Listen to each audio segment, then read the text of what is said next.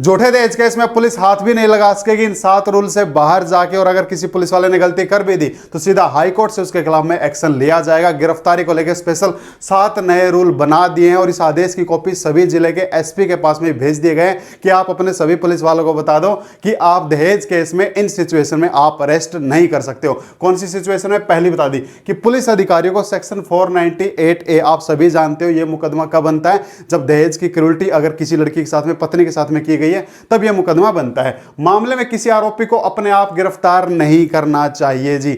यह नहीं है कि कोई एप्लीकेशन आई और डायरेक्ट बंदे की गुद्दी पकड़ ली, ऐसा नहीं होगा। उसको अपना कारण बताना पड़ेगा कि मैं इसको अरेस्ट क्यों कर रहा हूं। कारण कैसे बताएगा? और उन्हें सीआरपीसी की धारा 41 के तहत गिरफ्तारी की जरूरत के बारे में खुद को संतुष्ट करना पड़ेगा। 41A का नोटिस तो आपने सुना होगा, यहां पे 41 का जिक्र। 41 क्या होता है? 41 के अंदर एक पैरा बनाया गया है कि अगर पुलिस को लगता है कि भाई ये आरोपी भाग जाएगा या ये सबूत मिटा देगा या जो एक गवाह को धमकाएगा, अगर उसको ऐसा डर है तभी वो उसको अरेस्ट करेगा, और अगर उसको ये डर नहीं है तो उसको डायरेक्ट अरेस्ट नहीं करेगा। और अगर उसको ऐसा लगता है कि भाग जाएगा तो उसको पहले लिखित में देगा कि भाई साहब अगर आपने मेरी ये कंडीशन नहीं मानी तो मैं आपको अरेस्ट करूंगा। एक ये पालना उसको करनी पड़ेगी, यानी कि डायरेक्ट गिरफ्तारी नहीं होगी। दूसरी चीज बता दी, आरोपी को मजिस्ट्रेट के सामने पेश करते समय अगर पुलिस वाला जो है उसको आरोपी के सामने पेश कर रहा है, 41 का 1 और 1 का बी और बी का भी सेकंड क्लॉज, सब क्लॉज जो है, इसके तहत एक चेकलिस्ट तैयार करके देनी होगी।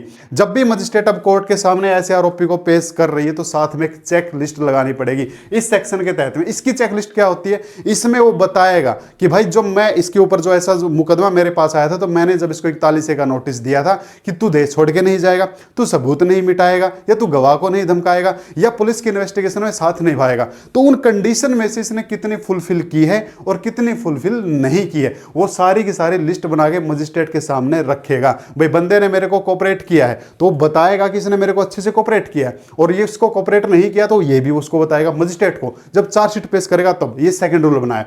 तीसरा बता दिया, मजिस्ट्रेट को हिरासत में लेने की इजाजत देने से पहले, यहां पे मजिस्ट्रेट के लिए रूल है, अगर मजिस्ट्रेट चाहता है कि मैं इस व्यक्ति को क्या करूं, हिरासत में लूं, हिरासत में लेने की इजाजत देने से पहले पुलिस रिपोर्ट देखनी होगी।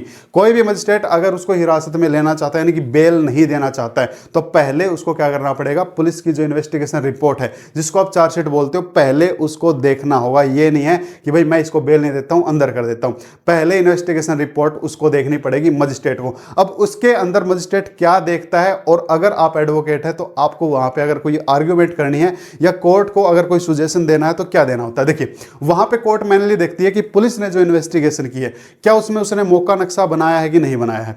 सेकंड, जो परिवार के जो लोगों के नाम जो लिखवाए गए हैं क्या उनके खिलाफ कोई स्पष्ट आरोप हैं या फिर उनके खिलाफ कोई स्पष्ट सबूत साथ में लगाए गए हैं या फिर नहीं लगाए गए। तीसरा, अगर लड़की कोई भी एप्लीकेशन के अंदर कोई भी दिन है, तारीख है, कोई भी घटना का जिक्र अगर करती है, उससे रिलेटेड पुलिस ने स्पेशल इन्वेस्टिगेशन क्या की है, उस जगह का कोई मौका नक्शा बनाया या उसका कोई मेडिकल लगाया, ये मेनली एक मजिस्ट्रेट देखता है। और अगर मजिस्ट्रेट ये चीज नहीं देखता है और आप अगर एडवोकेट हैं तो आप मजिस्ट्रेट को सजेशन कर सकते हो कि चार्जशीट के अंदर सर मौका नक्शा नहीं बनाया गया है, चार्जशीट के अंदर जिस घटना का जिक्र किया गया है उस घटना के उस तारीख को इन्वेस्टिगेशन जो ऑफिसर है वो इन्वेस्टिगेशन करके नहीं आया है, या रिश्तेदारों का जो नाम लिखवाया गया, भाई पूरे परिवार का नाम लिखवा दिया जाता है तो उन परिवार के लोग जो है वो दूर दूर रहते हैं, और उसके लिए जो है इस एप्लीकेशन के अंदर, इस चार्जशीट के अंदर कोई स्पष्ट सबूत या स्पष्ट इन्वेस्टिगेशन जो है नहीं दर्शाई गई है। तो ऐसे में अगर आप मजिस्ट्रेट को संतुष्ट कर देते हो तो वो हिरासत में नहीं लेगा, वो उसको जमानत पे छोड़ देगा। इसके बाद में चौथा रूल स्पेशल बनाया, गिरफ्तार न करने का फैसला 2 हफ्ते के अंदर मजिस्ट्रेट को भेजना होगा। देखो ये दूसरा पहलू बना दिया। कई हम अभी तक तो ये सीख रहे थे, ये देख रहे थे कि भाई जो गिरफ्तार वो करेगा तो क्यों करेगा, लेकिन यहां पे लड़की की तरफ से है। कई बार ये होता है ना कि लड़कियों को लगता है कि मैंने इतने सबूत दे दिए, मैंने इतने जो है भाई मेरे घाव दिखा दिए, मेडिकल दे दिया, पर ये मेरे पति को अरेस्ट क्यों नहीं कर रहे हैं दहेज केस में, तो वो क्यों नहीं कर रहा है, ये भी 2 हफ्ते FIR के 2 हफ्ते के अंदर अंदर पुलिस वाला एक रिपोर्ट बनाएगा कि मैंने इस व्यक्ति को अरेस्ट क्यों नहीं किया दहेज केस के अंदर। इसका क्या रीजन बनता है, इसका यही बनता है, कई बार लगता है ना कि यार बंदा जब मेरे को कोऑपरेट कर रहा है, इन्वेस्टिगेशन में साथ निभा रहा है, देश छोड़ के नहीं जाएगा, सबूतों के साथ छेड़छाड़ नहीं करे, तो गिरफ्तार क्यों करना, तो वो भी अपना मेंशन करेगा कि मैं इसको अरेस्ट क्यों नहीं कर रहा हूं 2 हफ्ते के अंदर अंदर। फिर बता दिया सीआरपीसी की धारा 41A के तहत पेशी का नोटिस 2 हफ्ते के अंदर, जिस दिन FIR हुई है 2 हफ्ते के अंदर अंदर पेशी का नहीं, भाई मेरे सामने पेश हो जाओ, 41A का नोटिस भी उसको भेजेगा उस व्यक्ति को जो उस केस में आरोपी है। लेकिन ये जो रूल बने हैं आपने ऐसा लग रहा होगा कि यार रूल तो बनाने वाले ने बना दिए, क्या पता फॉलो होंगे कि नहीं होंगे। एक चीज़ मैं आपको बता देता हूँ, जो भी सुप्रीम कोर्ट या हाई कोर्ट के द्वारा, हाई कोर्ट अपने स्टेट के लिए रूल बनाती है, सुप्रीम कोर्ट जो भी पूरे इंडिया के लिए, इंडिया की कोर्टों के लिए अगर कोई रूल बनाया गया, अगर उन रूल को फुलफिल नहीं किया जाता है तो ऐसे केस में जो है वो कंप्लाइंट्स हो जाता है और आप कोर्ट में जाके क्या है दिखा सकते हो फलानी जजमेंट के अंदर ये गाइडलाइन दी गई थी और आपने ये जो है इसको नहीं माना है, तो उस केस में आपको रिलीफ मिलता है। यानी कि कोई चार्जशीट ऐसे है और चार्जशीट के साथ में 2 हफ्तों के अंदर अंदर उसने गिरफ्तार ना करने का ना तो रीजन दिया है और उसने गिरफ्तार क्यों किया है ना ये रिटर्न में दिया है, तो उस बंदे को जाते बेल मिल जाएगी।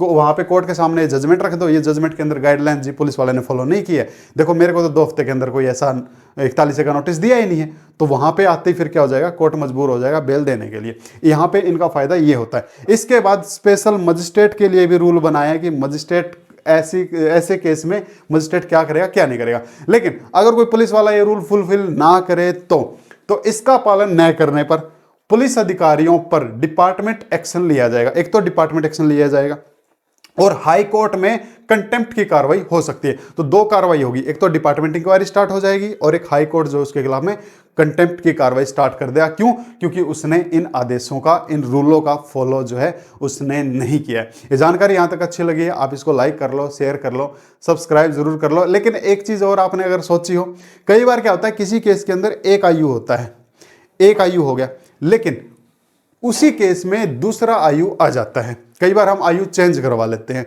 या किसी कारण से भाई एक आयु जो है छुट्टी पे चला गया या ट्रांसफर हो गया, दूसरा आयु आ गया, पहले वाले ने काम कुछ ठीक नहीं कर रखा था या दूसरे वाले ने नहीं किया, अब उसमें जिम्मेदार कौन होगा? अब दूसरे वाला तो कह देगा आधी इन्वेस्टिगेशन पहले वाले ने की थी, वो जिम्मेदार होगा जी। तब ऐसे में जिम्मेदार कौन होगा उसके लिए भी यहां पे बता दिया, ये बहाना नहीं चलेगा भाई साहब। देखो कैसे, बिना कारण बताए, ये स्पेशल मजिस्ट्रेट के लिए बताइए, बिना कारण बताए हिरासत में लेने की इजाजत देने वाले जुडिशियल मजिस्ट्रेट पर भी डिपार्टमेंटल एक्शन होगा। अगर चार्जशीट पेश हो गई और कोई मजिस्ट्रेट जो है दहेज केस में किसी को जमानत नहीं दे रहा है, लेकिन जमानत क्यों नहीं दे रहा, अगर उसने कोई कारण मेंशन नहीं किया, उसको स्पेशल स्पष्ट कारण बताना पड़ेगा कि इन कारणों के तहत मैं इसको जमानत नहीं दे रहा हूं, तो उस जुडिशियल मजिस्ट्रेट के खिलाफ में भी डिपार्टमेंट एक्शन लिया जाएगा जी। ये जजमेंट के अंदर ये चीज बताई गई। जजमेंट अभी का है, अभी इसकी एक हेयरिंग और बाकी है फाइनल जजमेंट की, लेकिन रूल लागू कर दिए गए हैं। और ये जो जजमेंट के जो ये नियम उठाए गए हैं, ये उठाए गए हैं अर्नेस वर्सेस स्टेट ऑफ बिहार, जो कि सुप्रीम कोर्ट की जजमेंट थी 2014 की, और अभी हरियाणा हाई कोर्ट ने इनको रिपीट किया है कि अगर इनका फुलफिल नहीं हुआ भाई, तो फिर ना तो मजिस्ट्रेट की खैर है और ना पुलिस वालों की खैर है, अगर रूल से बाहर चले तो। इसके बाद में फैसले के सभी राज्यों और केंद्र शासित प्रदेशों के चीफ सेक्रेटरी, डीजीपी और सभी हाई कोर्ट के रजिस्ट्रार जनरल को भेजने का निर्देश। इस आदेश की कॉपी जो है सभी राज्यों, जितने भी स्टेट हैं, जितने भी यूटी हैं, उन स्टेट के जो डीजीपी ऑफिस हैं या फिर जो अपना हाई कोर्ट का जो रजिस्ट्रार है, उन सबको भेजे जाते हैं। कोई कल कोई ये ना कहते कि हमको तो पता ही नहीं चला ये नियम कब आए।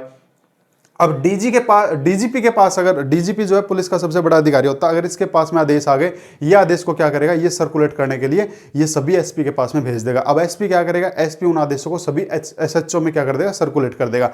कल को कोई ये ना कह दे कि भाई हमको तो पता ही नहीं चला। अब आगे देख लेते हैं। इसके बाद कोर्ट ने दोनों राज्यों के एडिशनल चीफ सेक्रेटरी और डीजीपी को सुप्रीम कोर्ट के निर्देशों को लागू करने के लिए उठाए गए कदमों को डिटेल में पूरा एफिडेविट फाइल करने का भी निर्देश दिया है। साथ में इनको निर्देश दिया गया है कि आपने इन जो अभी हमने रूल देखे हैं, इनको किसी केस के अंदर आपने फुलफिल किया है, उसका आप साथ में एक एफिडेविट भी फाइल करेंगे कि हमने देखो इन रूलों का, इनको भाई मानने से मना नहीं किया। साथ में एक एफिडेविट भी लगाएंगे कि हमने सारे रूल को फुलफिल किया है, चार्जशीट के साथ में।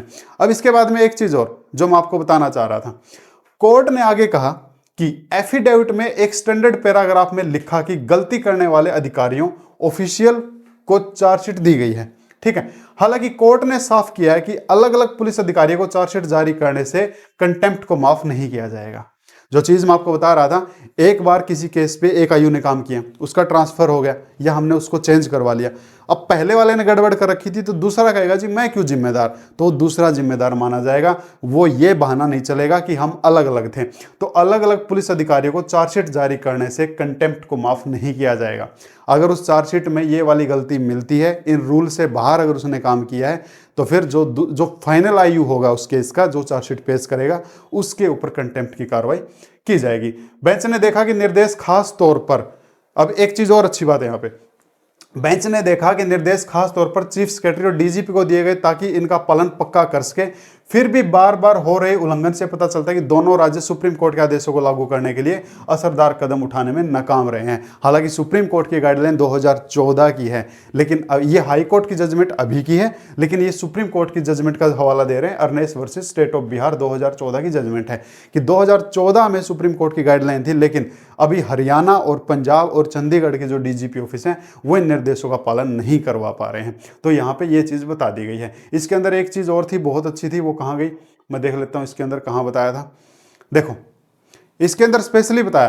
खास बात यह है कि सुप्रीम कोर्ट ने साफ किया कि यह निर्देश सिर्फ आईपीसी की धारा 498 या दहेज केस के लिए नहीं है, यानी कि दहेज केस के लिए तो है ही है, इसके साथ में ये जो सारे रूल फुलफिल होंगे ना, ये होंगे हर उस मामले पे जिसमें सजा 7 साल तक की जेल की सजा वाले सभी अपराधों पे लागू होंगे। यानी कि जिस भी मुकदमे में 7 साल से कम की सजा है, चाहे वो जैसे कि बेईमानी होती है 420C आपने सुना होगा, 420C में 7 साल की सजा होती है, दहेज केस में 3 साल की सजा होती है, चोरी में भी 3 साल की सजा होती है, जैसे कि ये छोटे मोटे मार पिटाई के मामले होते हैं, इनमें भी जैसे 3 साल की सजा होती है, 7 साल की सजा होती है। मार पिटाई की जो कॉलेज में लड़ाई हो जाती है, थप्पड़ चट्टू मारने की 1 साल की सजा होती है। तो जिन भी मुकदमों में 7 साल से कम की सजा होती है, ये जो आज हमने रूल देखे ये उन सब के ऊपर लागू है। दहेज केस पे तो लागू है ही है, क्योंकि दहेज केस की सजा 3 साल की होती है। अंडर 7 ईयर जिनकी भी पनिशमेंट है, वो चाहे मुकदमा कुछ भी हो, ये उन सब पे लागू होगा। पुलिस को बकायदा बताना पड़ेगा। और अभी थोड़े दिन पहले 2025 में सुप्रीम कोर्ट की एक और जजमेंट आई थी, कोई भी पुलिस अधिकारी अगर किसी भी व्यक्ति को गिरफ्तार करता है, चाहे वो केस कुछ भी हो, गिरफ्तार अगर करता है, तो एक BNSS का सेक्शन होता है 47, उसके तहत में उसको रिटर्न में देना पड़ेगा कि हम आपको अरेस्ट क्यों कर रहे हैं।